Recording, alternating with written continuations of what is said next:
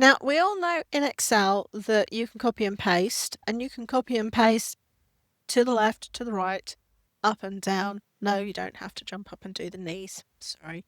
But did you know that there is a way to fill in a larger area of whatever shape and size you want, including rectangular, with the same information? Let me show you how in today's video. Hi, I'm Michelle, a computer coach here sharing tips and tricks on your everyday software to make life that little bit easier.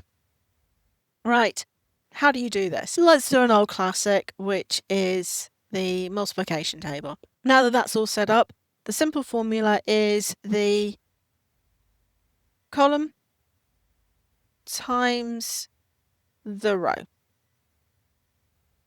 That's now all set up, and I've got the formula in that I can copy and paste it and it will work. If you're not sure what I'm talking about, it's the cell absolute and relative addressing, which you can find out more about later on. But what I want is to copy it, of course, between the rest of the cells. Now, sure, I can click and drag down and then across, or across and then down, whichever I want.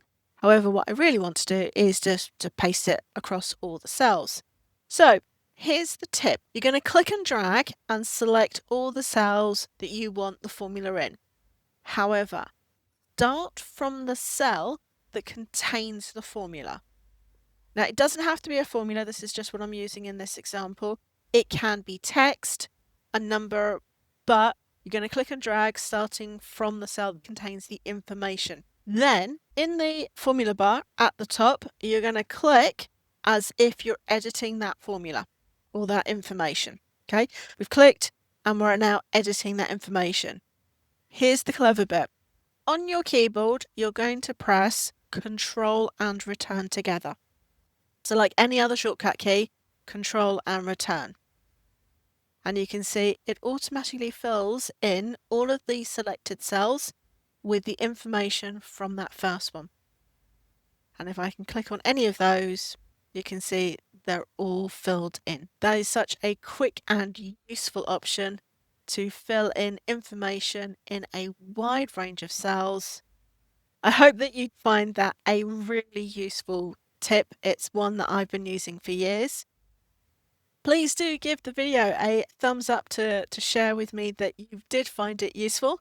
And if you'd like to be told as more tips and tricks become available, then remember to subscribe to my channel and click that notification bell.